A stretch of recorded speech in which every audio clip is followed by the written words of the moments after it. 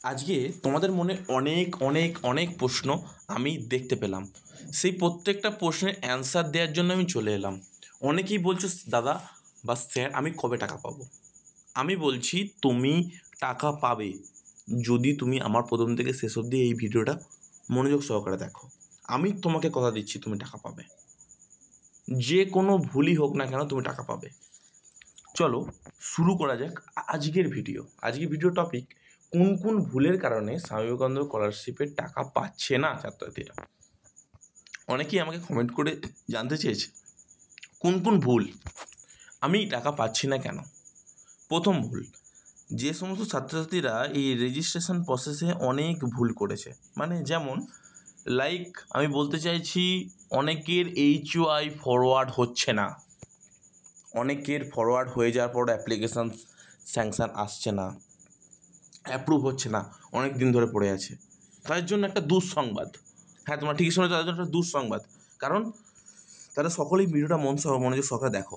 Application registration এই জায়গাটাতে যারা নামের বানান বা রেজিস্ট্রেশন করতে গিয়ে যদি কোনো কারণে ইমেল আইডি বা কোনো কিছু জিনিস ভুল দিচ্ছে, সেই কারণে কিন্তু রেজিস্ট্রেশন কোনো কারণে ডান হয়ে যাচ্ছে, কিন্তু পরবর্তীকালে যখন চেকিং হচ্ছে রেজিস্ট্রেশন কিন্তু কোনো কারণে ভুল হতেই পারে। রেজিস্ট্রেশনে কিছু ইনফরমেশান যদি ভুল দিয়ে থাকো, পরবর্তীকালে কিন্তু অ্যাপ্লিকেশান রিজেক্ট হয়ে যাওয়ার চান্সটা অনেক পরিমাণে বেড়ে যাচ্ছে। অ্যাপ্লিকেশান ফর্ম ফিল আপ, আমি সকলকেই রিকোয়েস্ট করবো, যখন ফর্মটা তুমি ফিল আপ করবে, যে কাজটাই করছো না কেন সেই কাজটা এখন সরিয়ে দাও। শুধুমাত্র তুমি ফর্ম ফিল আপে ফোকাস করো। প্রত্যেকটা জায়গা তুমি খুঁতি না খুঁতিভাবে দেখো, 10 থেকে 12 বার দেখে তারপরে ফর্মটা ফিল আপ করে তারপরে সাবমিট বাটনে ক্লিক করবে যখন, তার আগে অবশ্যই ভালোভাবে দেখে নেবে আপলোড সাপোর্টিং ডকুমেন্ট। এই জায়গাটা কিন্তু আরও ভাইটাল। এখানে কিন্তু কেবি খুব সুন্দরভাবে তোমাকে সেট করতে হবে এবং ছবিটা খুব ভালো কোয়ালিটির রাখতে হবে। কোয়ালিটি যদি ভালো না হয়, তারা যদি বুঝতে না পারে, অটোমেটিক তোমার স্কলারশিপ কিন্তু রিজেক্ট হয়ে যাবে। তুমি ঠিকই শুনেছো। এবার আসল প্রশ্নগুলো এক এক করে তুলে ধরি।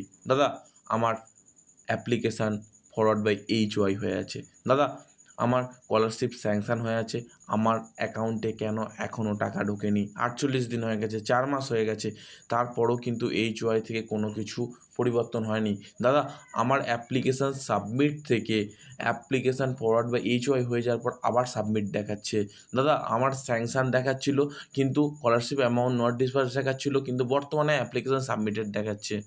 বা অনেকের এরকম প্রবলেম হচ্ছে, ব্যাংকের অ্যাকাউন্টে টাকা ঢুকেছে 12,000, কিন্তু তার পাওয়ার কথা ছিল 18,000 টাকা। একদম প্রত্যেকটি প্রশ্নের উত্তর আমি অ্যাপ্রোপ্রিয়েটভাবে তোমাদের সামনে তুলে ধরছি। আরও অনেকের প্রশ্ন আছে, দাদা আমাদের HOI হয়ে আছে, আমরা এখন বর্তমানে কি করব?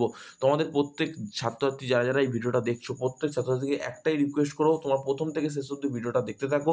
আর আমাদের যে চ্যানেল আছে সেই চ্যানেলের সাথে যুক্ত থাকো। আমি কথা দিচ্ছি তোমাদের অ্যাকাউন্টে প্রত্যেক জনের টাকা ঢুকবে এবং তোমরা টাকাটা নিয়ে আনন্দ সহকারে তোমাদের বাড়ি থেকে লোকেদের দিতে পারবে। একদম ঠিকঠাকই শুনেছো তুমি।